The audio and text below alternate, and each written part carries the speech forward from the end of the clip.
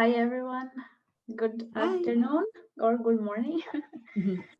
For those who are in the other part of the world, I am very glad to be here with you today, and great, the presentation was just great. Congratulations girls for sharing this precious information.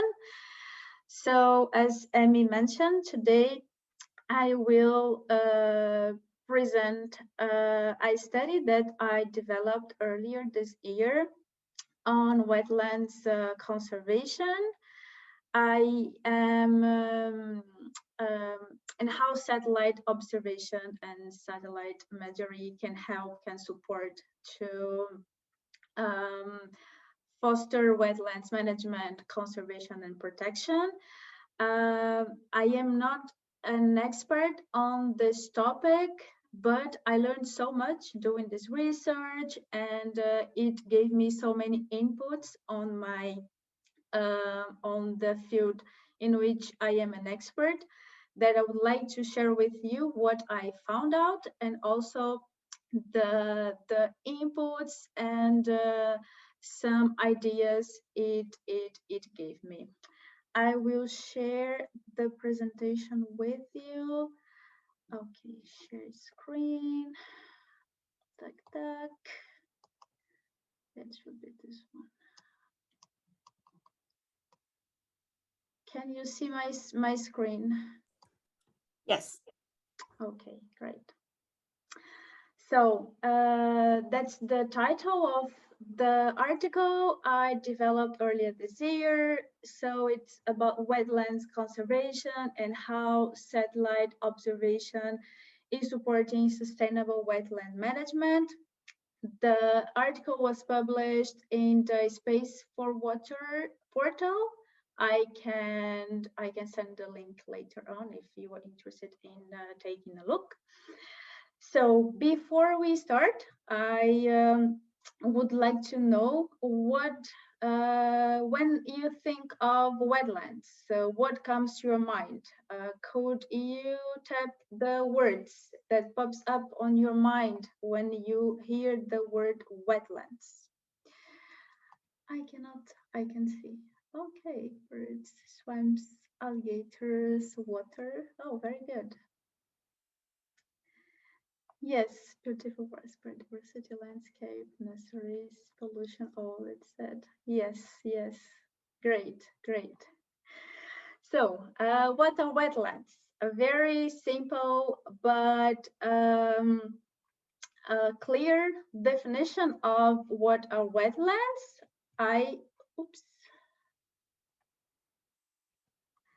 So, wetlands are transitional inundated areas that link land and water and supports at the same time aquatic and terrestrial species. So wetlands are very special ecosystems, and we have inland wetlands, which are lakes and rivers and swamps.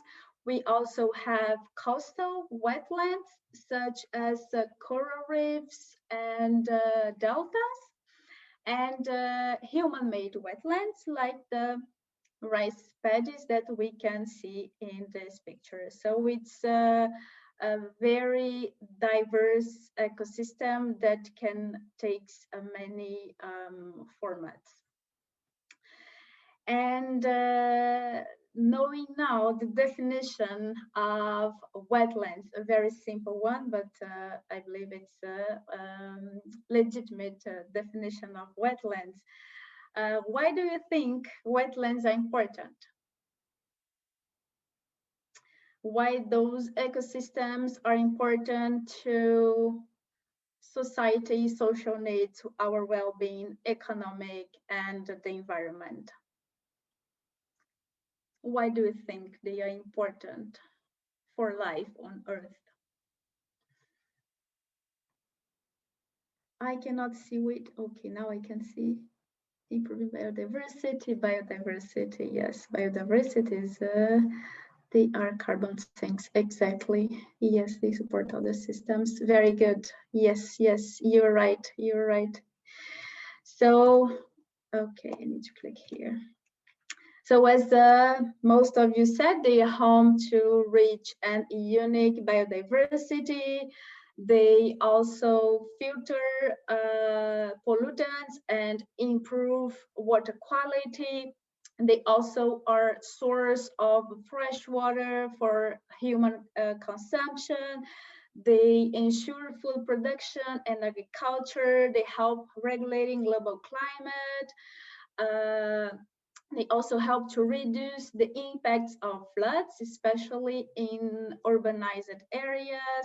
They are very important to the fishing industry and therefore to economy, and also for the tourism sector as well. And unfortunately, and despite all those benefits and this huge importance of wetlands for life on Earth, those ecosystems are in danger. So in the last 300 years, about 90% of wetland areas were lost globally. And in the past 50 years, the area covered by natural wetlands decreased by approximately 35%, and this rate is 3 times higher than the loss of forest all over the world. And last question, I promise. In your opinion, what are the major threats to wetland ecosystems? Why are those ecosystems in danger? Why are rivers, lakes, coastal ecosystems in land? Agriculture, yes. They are useless tracts of land, human activity, yes, exactly. Pollution, yes, yes. Yes, you're all right. Yes, so as you can see, we have problems with pollution. We have drainage of wetlands to the extension of agricultural land or for building purposes. We have the overfishing is also a problem. We have the problems with invasive alien species that also helps to destroy the biodiversity of this kind of ecosystems, and it's actually a very it's a very serious problem. Also, the construction of dams that alters the flow of water to wetlands. So we are not very concerned about ensuring what we call ecological flows. And also climate change is affecting these kind of ecosystems when we alter rainfall patterns, and also with the raising of temperature. And so in this context, there has been efforts from international levels, national, regional, and local levels. We can find many initiatives that are addressing this issue, that are fighting, that are developing strategies and projects and programs trying to protect these ecosystems and also to restore due to their importance and the relevance for life on Earth, and also to regulate many natural cycles like the water cycle, the carbon cycle, and so on. And many of those initiatives, they have been using Earth observation and satellite observation to support as tools, as means to support wetlands management, and also the monitoring of those ecosystems. And but how can this tool help to help those initiatives and those projects to protect this ecosystem. So first of all, it's by providing key information for wetland inventory, assessment, and monitoring. So this satellite observation and satellite images, they provide data to understand the dynamics of these ecosystems all over the world, and also by overcoming some of the difficulties in data acquisition. And last question, could you identify some of those difficulties for you? Which kind of difficulties in data acquisition we could have in the context of wetlands conservation and protection? Do you have a hint?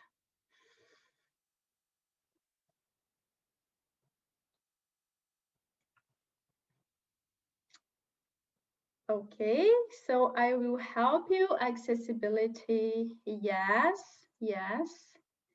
So I myself, I would highlight the high costs to collect data, the lack of coordination, because sometimes you have wetlands or ecosystems that belongs to more than one territory or region or even country, so that there can be a lack of coordination on how to manage this ecosystem. We also, mainly in low-income countries, we can also encounter problems related to insufficient local staff that also has poor abilities to deal with data collection, data gathering, and understanding the data and processing the data. So satellite observation has helping to overcome those challenges, in my opinion, especially at the local level.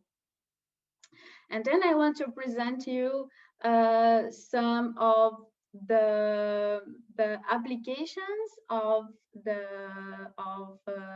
satellite image and Earth observation, some very specific and practical applications of those tools in the protection and management of wetlands. So we can use satellite imagery to delimitate wetlands.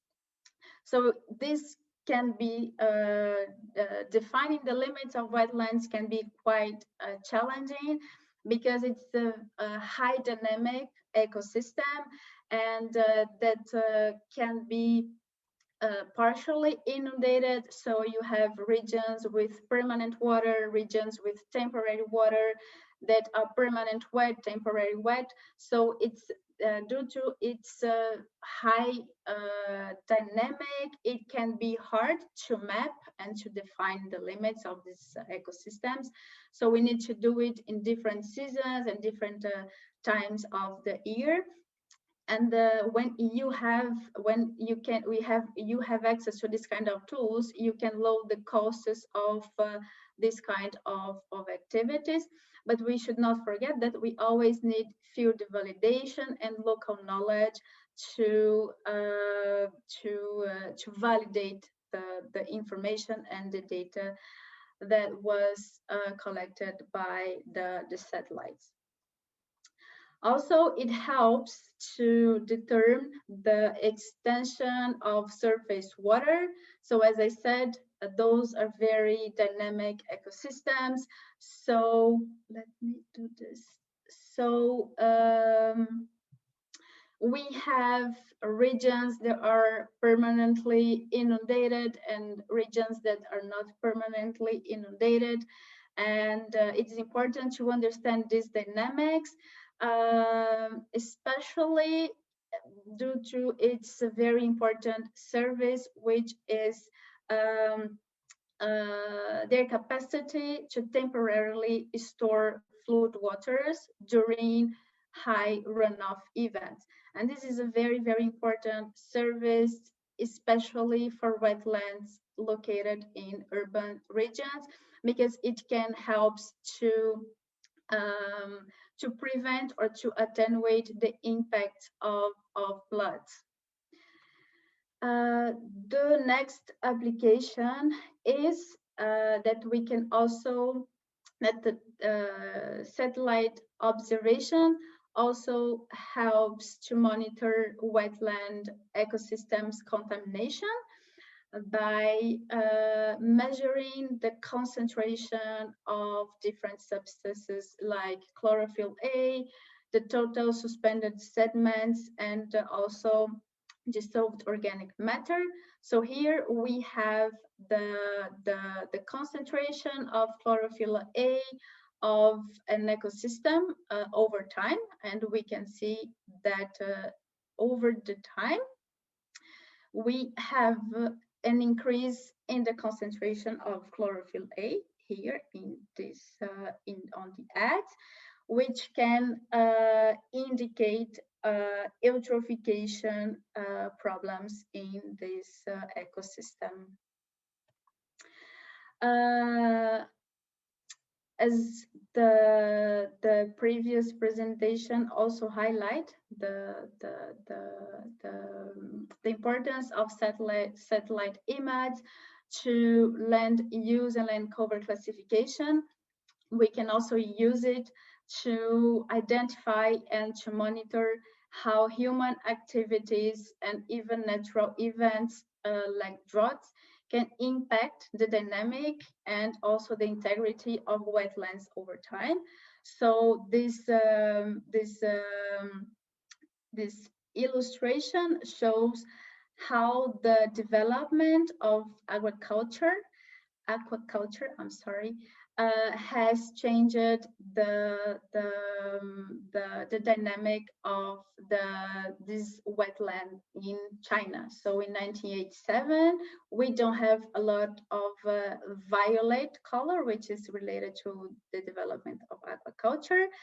And 30 years later, in 2017, we can see how it has evolved over time.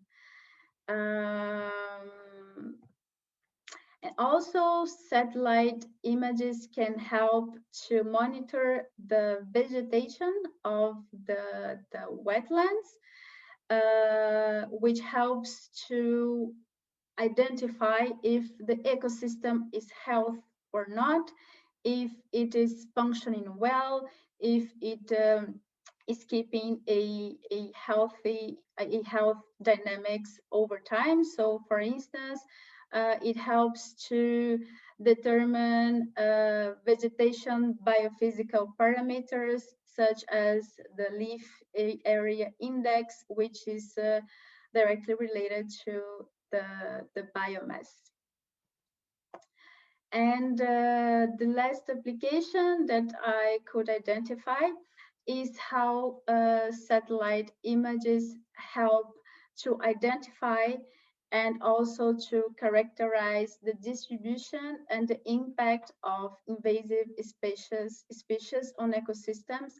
That is a huge threat to the natural and local biodiversity, and also how it supports the prediction of the spread and the risk assessment of this kind of species on this kind of ecosystems and environment.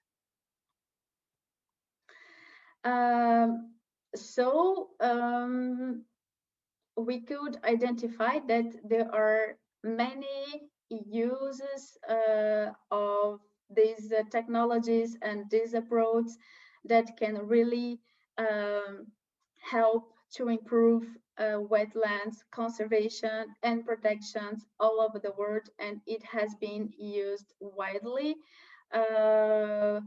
by many institutions and many projects. There are a lot of people working on that, on ensuring free data and developing tools to help governments and other kind of institutions to to be more aware and to be more active on the protection and conservation of wetlands.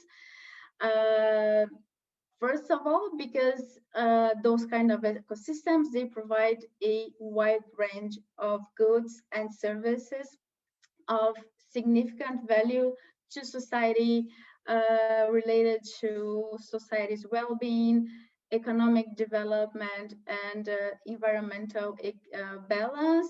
And because those ecosystems are in great danger, and so we need urgent action to tackle this threat. And also because those technologies have proven to help to overcome some of the challenges related to wetlands conservation, such as data gap, and lack of skills at the local level, especially in low-income countries. And but despite all the efforts, the field validation, local data collection, and local knowledge are always needed to support and to truly support the protection and conservation of this kind of ecosystem. So we need to bring society together. We need to bring communities together to tackle this issue. And as recommendations, like the key learnings for me from this research were that first we need to understand to act, and so we need to raise awareness of governments, societies, about the importance of the multiple services that are sustained by wetlands. We need to recognize the value of those services, and even through economic evaluation, understanding how much would it cost the conservation, the rehabilitation, or the degradation of this kind of ecosystems. And I could also understand that we really need an innovative approach to raise awareness on wetlands multiple values among society. So we need to tell people why those ecosystems are so important. Also need to an innovative approach to generate open and free data that are consistent and reliable. And also we need to engage, we need to think on strategies to engage different groups and communities to protect and to be involved on the conservation of the local resources. And as well, I think it's a great opportunity to explore the potential of wetlands to climate change mitigation and adaptation. The potential of wetlands, I'm sorry, to climate change mitigation and adaptation. And also another challenge that I experienced during my work was that sometimes we have the technology, we have the tool, we have everything, but the end user is not the end user doesn't recognize the importance of collecting the data. So I think it's also a challenge to raise awareness of the end user, so this person can understand the importance, because this person is like the end user of the tool. So this person should understand, okay, this is important, I need to do it, because sometimes we have all the means, but let's say the last point of the cycle doesn't understand the importance of everything. So it's very hard to close the cycle And Yeah, thank you. Thank you so much for like a very thorough review of all the problems that are linked to, like that can be solved using satellite images. And I really like your point about like it's really important to connect to the local people who are on the ground, not just the technology and tools, but like for it to be effective, we really have to be connected. So thank you so much. I'm going to pass it on to Karen, who's going to introduce our last tutorial, and then almost there. But thank you so much. thank you.